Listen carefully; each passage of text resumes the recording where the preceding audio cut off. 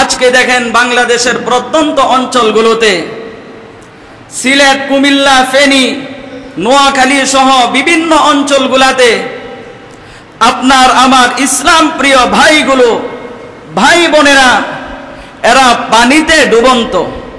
অনেকেই আমি বলে থাকি যে আমাদের বন্ধু রাষ্ট্র, অনেকেই বলে আবার স্বামী স্ত্রীর সম্পর্ক।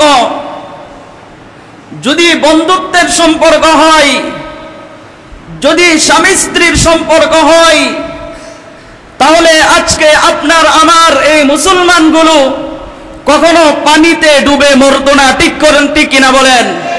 তাহলে পরিষ্কার ভাষায় বলতে চাই, আপনাদের ক্ষমতা বেশি থাকতে পারে, যুদ্ধাস্ত্র বেশি পরিমাণে থাকতে পারে, আপনাদের জনগণ বেশি থাকতে পারে, কিন্তু আপনার মনে রাখতে হবে এটা শাহজালালের বাংলাদেশ, এটা শাহ কোরআনের বাংলাদেশ, এটা আলেম উলামাদের বাংলাদেশ, এটা কোরআনের পাখিদের বাংলাদেশ। আলেম উলামাদের বাংলাদেশে, শাহজালালের বাংলাদেশে, কোরআনের পাখিদের বাংলাদেশে কোন পরাশক্তি মুসলমানের উপর আক্রমণ করবে, এটাকে বরদাস্ত করব না, করব না, করব না। আজকে দেখেন বাংলাদেশের প্রত্যন্ত অঞ্চলগুলোতে সিলেট, কুমিল্লা, ফেনী, নোয়াখালী সহ বিভিন্ন অঞ্চলগুলোতে আপনার আমার ইসলাম প্রিয় ভাইগুলো, ভাই বোনেরা, এরা পানিতে ডুবন্ত। অথচ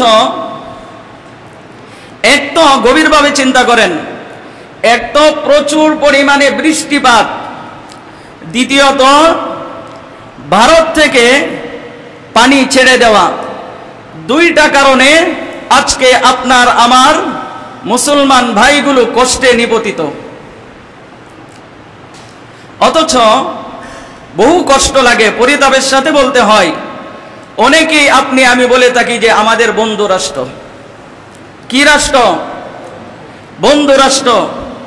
আচ্ছা, যদি বন্ধু রাষ্ট্র হয়, যেমন ধরেন আপনার বন্ধু, আপনি যার সাথে সব সময় চলেন, সব সময় উঠা বসা করেন, চা খান, সব কিছু করেন,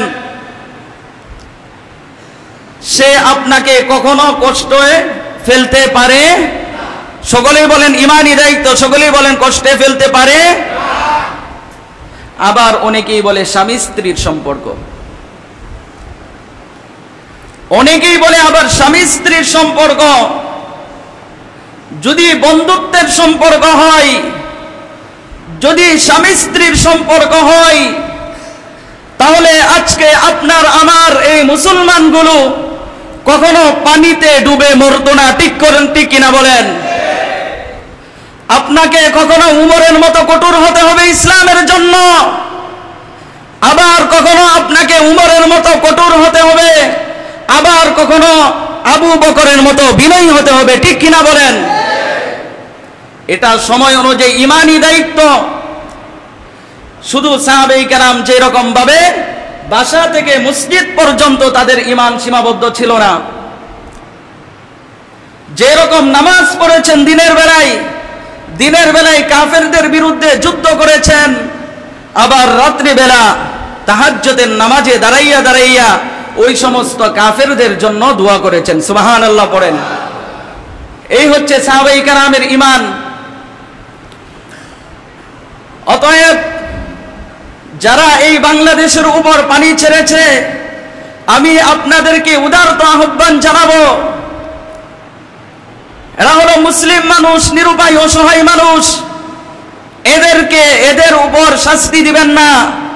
কারণ এদের উপর যদি শাস্তি দেন, এদের উপর যদি পানি যদি ছেড়ে দেন, কি বলবো বলেন? শুনলাম বিগত 30 বছরে এত পরিমাণ ক্ষতি হয় নাই। পানি ছেড়ে দিয়েছে। উদারত আহ্বান জানাবো, এরা হচ্ছে মুসলিম সম্প্রদায়, এরা কোনো মানুষের ক্ষতি করে না, এরা কোনো মানুষের সাথে হিংসা করে না। এদের উপরে যে টর্চারিং শুরু করেছেন, এটা বন্ধ করে দেন।